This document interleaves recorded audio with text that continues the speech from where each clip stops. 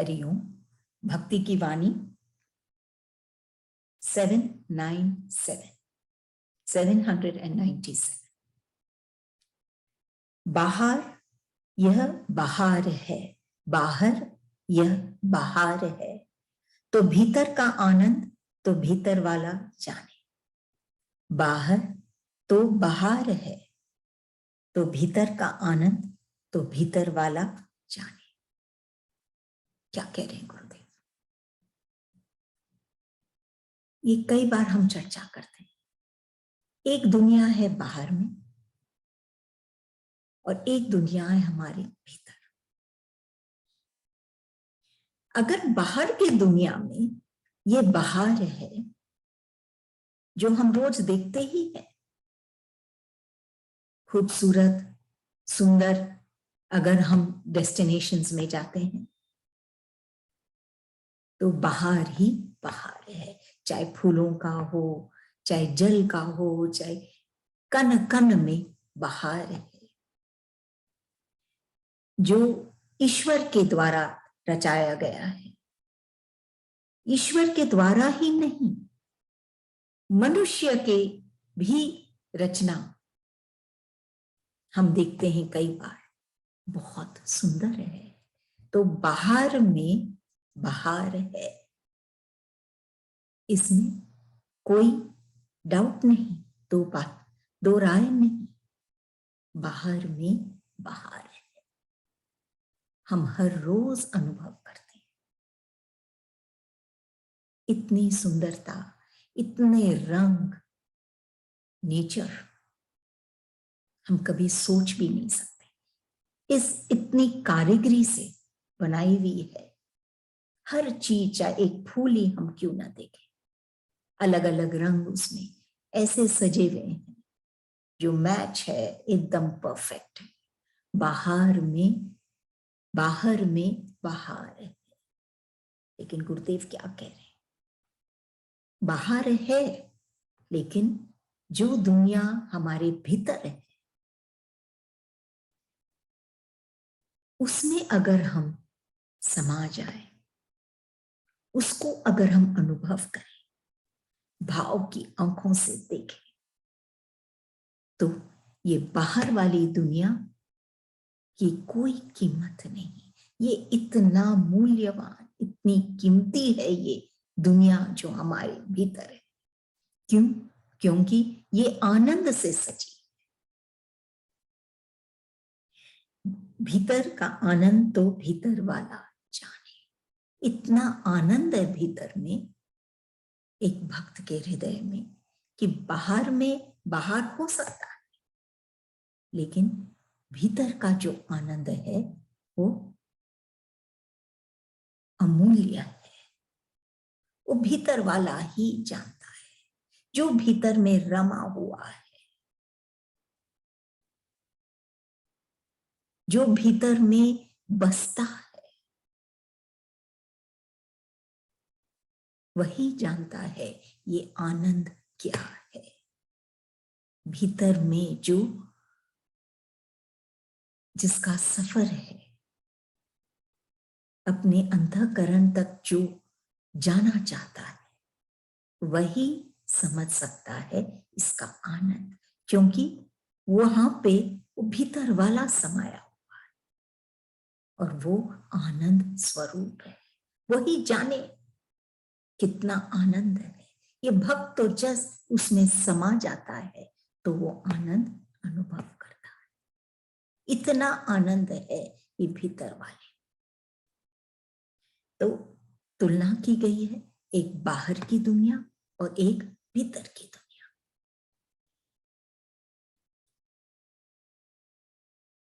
देखिए, एक गुरु को भी हम जब देखते हैं तो गुरु का भूत कुछ और हो सकता है, लेकिन आज वो गुरु है। और एक शैतान जो आज शैतान है, उसका भविष्य कुछ और हो सकता है, जिसके लिए अपने पास कई उदाहरण हैं कि वो कैसे एक संत मिलने पर या कोई एक ऐसे जन जो ये भीतर में समाया हुआ है, भीतर जो आनंद प्रदान करता है, उस शक्ति से में समाया हुआ है, जब उससे मिलन होती है तो वो शैतान भी, उसका भविष्य भी बदल जाता है, वो भी संत बन सकता है। इतनी शक्ति है इस भीतर वाले में। बाहर की दुनिया में तो वो शैतान बना है, लेकिन भीतर की दुनिया में जब वो प्रवेश किया, उस प्रेम की शक्ति से जब उसका रूबरू वो हुआ, देखिए वो कहां से कहां उसके विचार, उसकी सोच अगर वहां बाहर थी तो ये पाने पर वो एक संति बन गया। और वो जो बाहर है, जो आनंद का है, वो उसकी तुलना हम और कोई भी बाहर से नहीं कर सकते, सुख से नहीं कर सकते। जो ये आंखों को सुख देती है दृश्य, चाहे कुछ भी हो, कोई भी दृश्य क्यों ना हो, कोई भी परिस्थिति क्यों ना हो सुख की, वो आनंद कुछ और ही है जो वो भीतर वाला हमको प्रदान करता है। तो बाहर या बाहर है तो भीतर का आनंद तो भीतर वाला जाने। जब तक वो भक्ति में अपने जड़ों को, भक्ति क्या, ये प्रेम अपने भीतर वाले से, जब तक उसमें वो अपनी भक्ति में अपने जड़ों को नहीं मजबूत करता है, तब तक वो बाहर में वो आनंद नहीं पा सकता। बाहर हो फिर भी उसके लिए वो सार्थक नहीं हो पाता। तूफान चाहे वो अपमान की हो, निंदा की हो, और भी कुछ हो, ऐसे तूफानों का वो सामना नहीं कर पाता। जरूरी है कि वो अपने भीतर में ये भक्ति के जड़ों को मजबूत करे, ये आनंद में समा जाए, ये जरूरी है। जो उसको कौन दे सकता है? जो भीतर में बैठा है, भीतर में जिसका वास है, शांताकारम, चाहे हम संत का प्यार कहें, जो भीतर से उसको मिलता है वही उसमें ये आनंद भर सकता है, उसकी जड़ों को मजबूत कर सकता है कि वो जीवन में आनंद पाए। सिर्फ ये स्थूल के बाहर से जो शाश्वत नहीं, उसमें नहीं रमे, बल्कि ऐसा आनंद पाए जो हर क्षण उसको खिला के ही रखती है। ऐसा है ये भीतर वाले का आनंद। वही जानता है किस हद तक हो सकता है। बाहर में ये बाहर फिर भी सीमित है, लेकिन ये भीतर वाले का आनंद असीमित है। वही जानता है, बस हमको तो उसमें सिर्फ समा जाना है एक वक्त को। अगली वाणी 798 798। ध्यान वही जो ज्ञान भुला दे, प्राण वही जो प्रिय को सुला दे, दान वही जो सर्वस्व लुटा दे, गान वही भटके को रुला दे।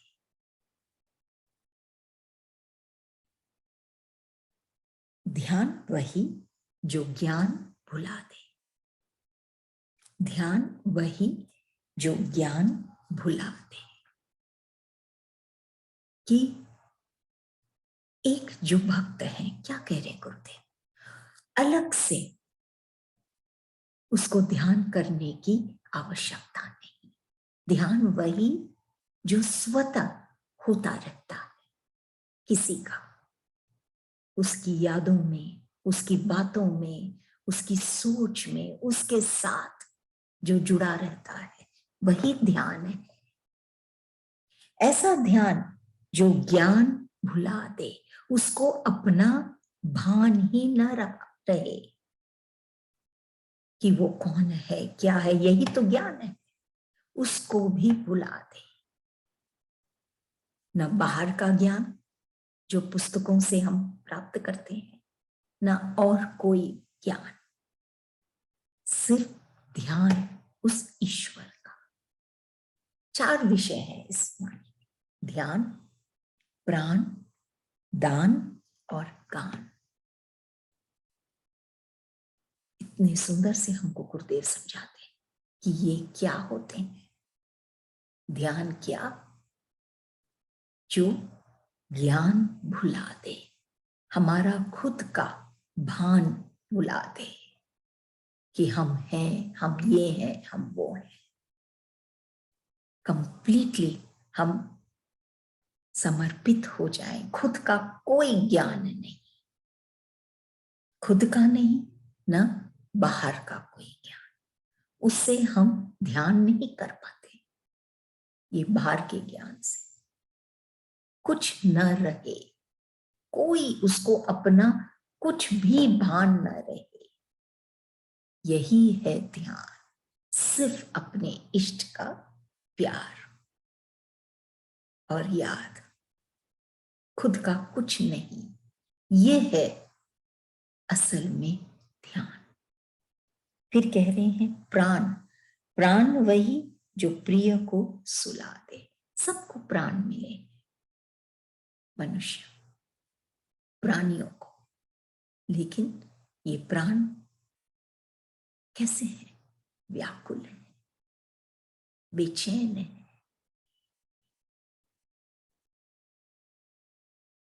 जो प्राणों का जो कार्य है, कर्म तो कर रहे हैं, आ रहे हैं, जा रहे हैं, लेकिन उसकी सार्थकता नहीं। प्राण क्यों मिले हैं? कि प्रिय को सुला दे, इसीलिए ये प्राण मिले कि इन प्राणों में वो प्रिय बस पाए। और वो प्रिय कहां बसता है? जहां पे शांति हो, जहां पे सुकून हो, वहीं पे वो इष्ट सो पाता है, वहीं पे वो बस पाता है। तो ऐसे प्राण, प्राणों का सिर्फ श्वासों का लेना आना और जाना ही प्राण,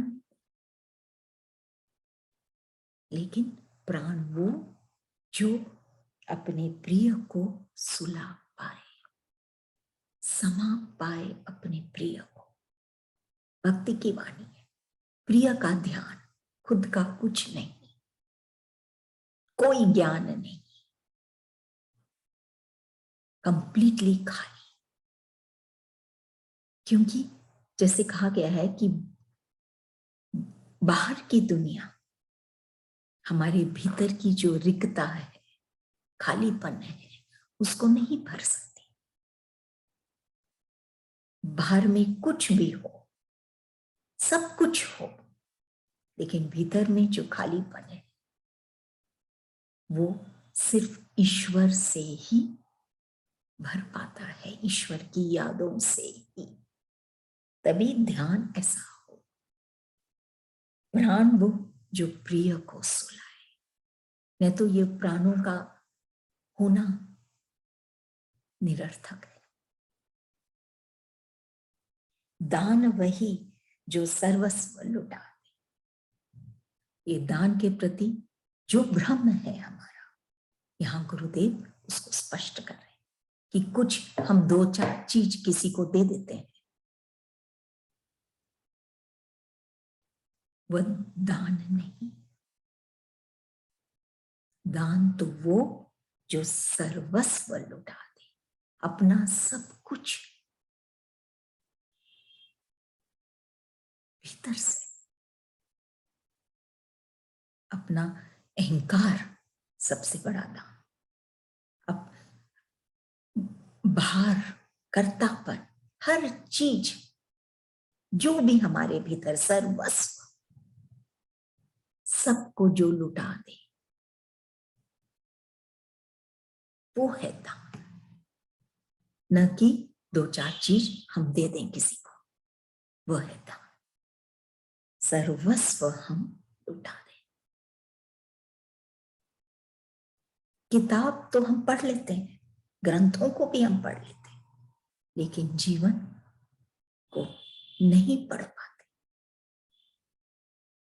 जीवन हम सही ढंग से जी सकते हैं, लिख सकते हैं, अगर हम अपने इष्ट पर हमारा सर्वस्व हम लुटा देते हैं, तब हम सही तरीके से जीवन को जी पाते हैं या पढ़ पाते हैं। नहीं तो सिर्फ किताबों से हम जीवन को नहीं चला सकते। दान वही जो सर्वस्व लुटा दे। दान क्यों करते हैं? कुछ पुण्य कमाने, कोई अच्छे कर्म बने, इसलिए हम दान करते हैं।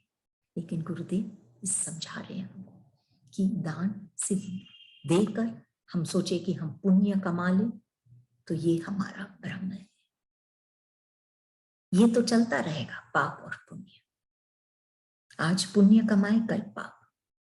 इसलिए ये पाप पुण्य से उठकर हम अपने आप को ही ईश्वर को समर्पित करें। अपने आप को, हमारी सोच, हमारा हृदय, हमारा प्यार, हमारा जो भी संसार है हमारे भीतर में, वो हम इष्ट को समर्पित करें। तो दान, तब हम वो आनंद पाएंगे। पुण्य से कहीं ऊपर हम आनंद पाएंगे, जिसके लिए हम सोचते हैं हमको दान करना चाहिए। तो दान वही जो सर्वस्व लुटा दे।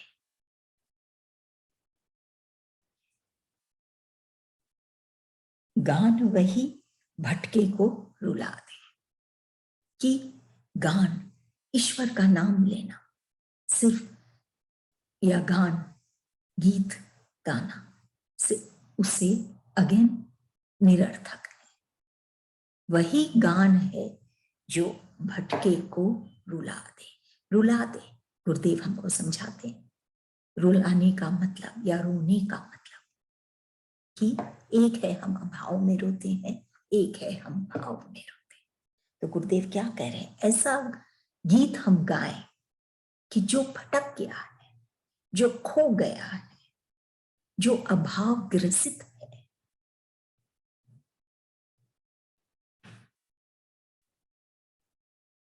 वो जो दुखी, चिंतित है, हताश, निराश है, हर चीज अंधकार में प्रतीत हो रहा है, ऐसे जन जो भटक गए हैं, उनको रुला दे। उनके ये अभाव को मिटा के उनको ऐसी दृष्टि दें वो गीत के द्वारा कि वो इष्ट से जुड़े और भाव में ईश्वर के हो जाए। भाव में ऐसे पुकारे तो वो वास्तव में रोना है, ईश्वर को पाना है। और वो ऐसे गीत के द्वारा ही हो, सिर्फ बातें करके या ऐसे ही हम बिना भाव के हम गीत गाते हैं तो उससे कुछ लाभ नहीं होता। जो भाव से गाते हैं, जिनके भीतर में ईश्वर समाये हुए, जब वो कुछ भी बोलते हैं या गाते हैं तो ऐसे गीत होते हैं कि जो भटक गए हैं, जो अपने लक्ष्य से लक्ष्य कौन सा? आनंद को पाना। वहां से भटक गए हैं, उनको राह दिखाना। दिखाता है ऐसे ये भक्तों के, संतों के गीत, बातें। तो वास्तव में ध्यान क्या है, प्राण क्या होते हैं, दान कैसे करनी चाहिए, किसकी करनी चाहिए, और गान कैसा होता है, ये हमको गुरुदेव 4 बहुत महत्वपूर्ण विषय जो भक्ति में हम प्राय करते हैं, लेकिन हम उनका मर्म नहीं समझते। गान भी करते हैं, दान भी करते हैं, लेकिन प्राण, ध्यान, ध्यान भी करते हैं, लेकिन अब क्लियर कर लें गुरुदेव कि वास्तव में ये कैसे किया जाता है कि हम आनंद पाए। भक्ति यही है। भक्ति तन का विषय नहीं, भक्ति मन का विषय है। इसलिए ध्यान तन से सब कुछ स्थूल में, दान, तान, दान, ध्यान, इससे हम कुछ प्राप्त नहीं करते, क्योंकि भक्ति तो मन का विषय है। मन से ध्यान करना, खुद का भान भूल जाना, और मन से ही दान करना। हर जो भी कुछ विचार भाव हमारे भीतर है, सब कुछ हम ईश्वर पर न्यौछावर कर दें, अथाह प्रेम, क्योंकि वो भी है हमारे भीतर। तब जाके ये सार्थक होता है, ये दान और ये गान, ये ध्यान, ध्यान, सब कुछ। तो ये मन से हटके हम तन में, तन से हटके सॉरी, जब मन की ओर हमारी दौड़ होती है, तब हम ये वाणी को हम जी पाते हैं, जो हमारे आगे गुरुदेव रखें। अगली वाणी 799, 799। क्या मांगू मैं गूंगा हूं हृदय से, क्या मांगू मैं गूंगा हूं हृदय से। एक बहुत सुंदर अवस्था एक भक्त की हृदय की, कि मैं क्या मांगू। प्राय तो हम मुख से मांगते हैं, ये चाहिए वो चाहिए, ईश्वर से भी और संसार में भी हम मांगते हैं मुख से। लेकिन यहां गुरुदेव क्या कह रहे हैं कि क्या मांगू मैं गूंगा हूं हृदय से। लेकिन मेरा जो हृदय है गूंगा है, मतलब कुछ वो इतना समा गया है इष्ट के प्यार में कि वो मौन हो गया है, गूंगा है। कुछ बोलने की आवश्यकता ही नहीं, न वो कुछ बोल पाता है कि उसको क्या चाहिए, कितना चाहिए। बस वो हृदय तो सिर्फ एक होना चाहता है अपने इष्ट से।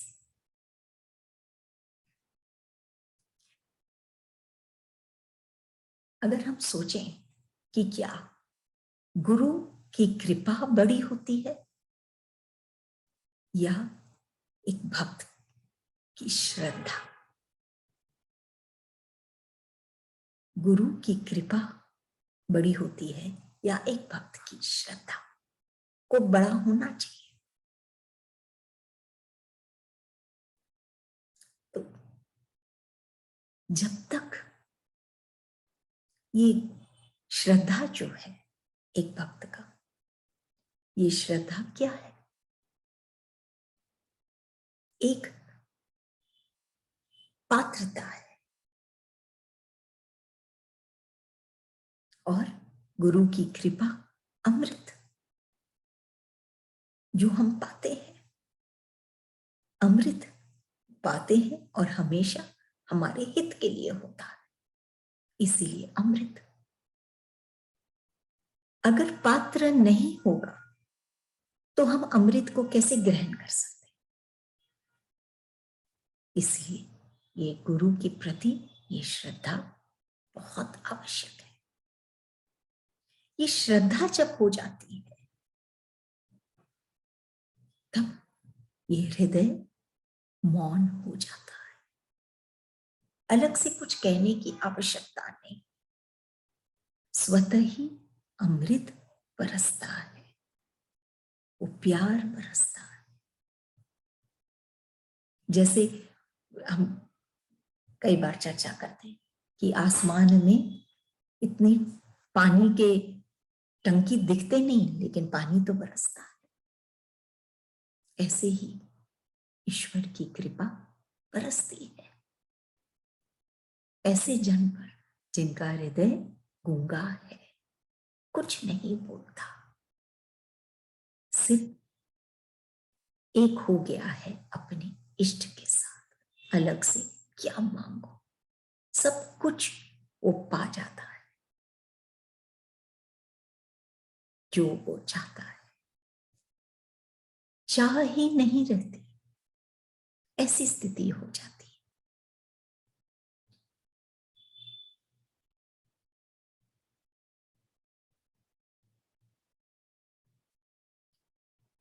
आप देखें, इंजीनियर्स होते हैं, वो नदी को भी रोक के डैम्स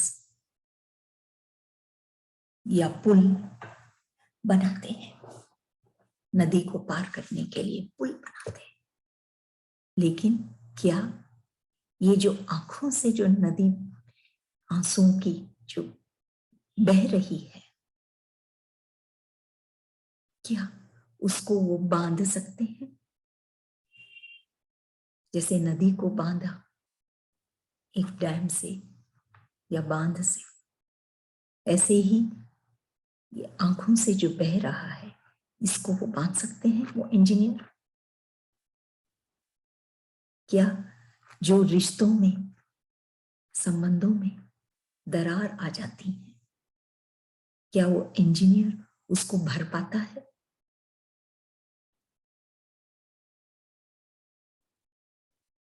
क्या जैसे वो नदी के इस पार से उस पार वो पुल बनाता है वो इंजीनियर, क्या वो दो इंसानों को इस तरह से जोड़ पाता है? बाहर में तो लगता है वो कितना कुछ कर सकता है, लेकिन फिर भी सीमित है। लेकिन एक जब संत आता है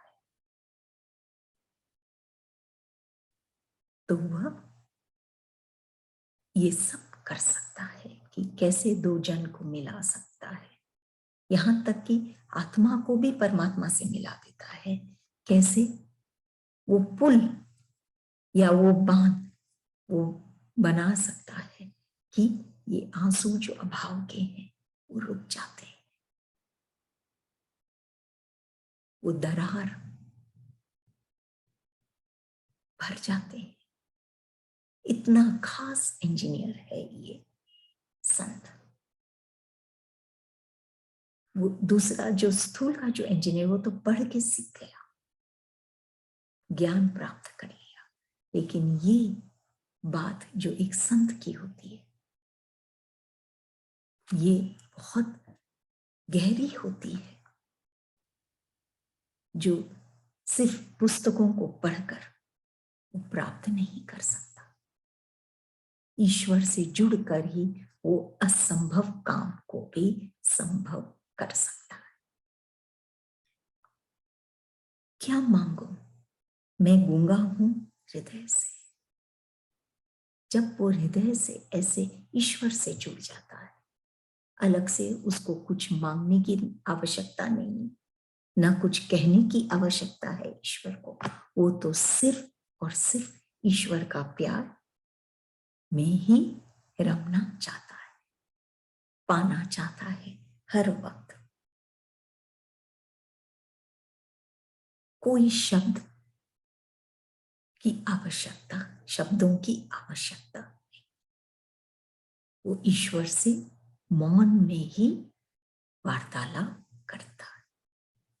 अगली वाणी 800। देख तेरे पुजारी जो कार्य में रत है, मेरा कार्य तो तुझी में रत होना है, मुझे चर्चा से क्या काम। देख तेरे पुजारी जो कार्य में रत है, कि इस दुनिया में हम पुजारी, बाहर में हम देखते हैं पंडितों को पूरे दिन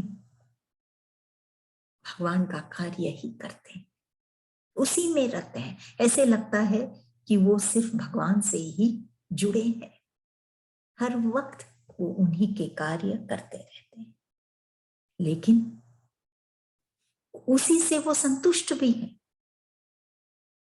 लेकिन एक भक्त की स्थिति कुछ और है, वो सिर्फ कार्य करके या भगवान के कार्यों में ही रत होके संतुष्ट नहीं है, वो भगवान को ही पाना चाहते हैं। मेरा कार्य तो तुझी में रत होना है, न कि ईश्वर के कार्यों में। वो ईश्वर में ही रत होना चाहता है। मुझे चर्चा से क्या काम, ये बाहर के ये कार्य, ये चर्चा, ये बातें, इससे मुझे कोई काम नहीं, मुझे तो सिर्फ तुझ में समाना है। ये तब होता है जब, नहीं तो हम देखिए कई बार हम प्यार का मौत करते रहते हैं। कैसे? जब हम ईर्ष्या में आते हैं तो प्यार खत्म हो जाता है। हमको प्यार करना है अपने इष्ट से, सिर्फ कार्य करके हम भगवान को नहीं पा सकते या भगवान का प्रेम को नहीं पा सकते। हम वर्तमान को सुधारेंगे तो भविष्य अपने आप सुधर जाएगा। अगर हम आज ईश्वर से जुड़ेंगे, अपने आप भविष्य सुधर जाएगा।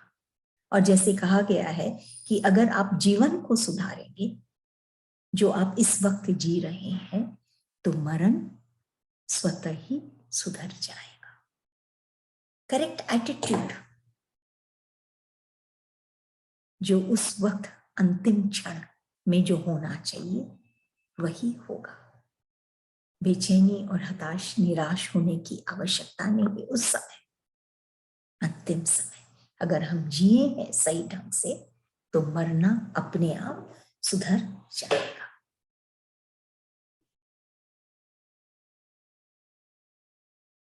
तो देख तेरे पुजारी जो कार्य में रत थे, मेरा कार्य तो तुझी में रत होना है, मुझे चर्चा से क्या काम। एक भक्त की अभिलाषा, सच्चे भक्त की, कि सिर्फ ईश्वर के कार्य करके वो संतुष्ट नहीं, ईश्वर की चर्चा करके वो संतुष्ट नहीं, वो उसी में ही रमना चाहते हैं। वो अपनी भक्ति के जड़ों को मजबूत करना चाहता है कि वो हर पल हर क्षण जी पाए, मरने के वक्त नहीं, बल्कि जीते जी वो शांत होना चाहता है।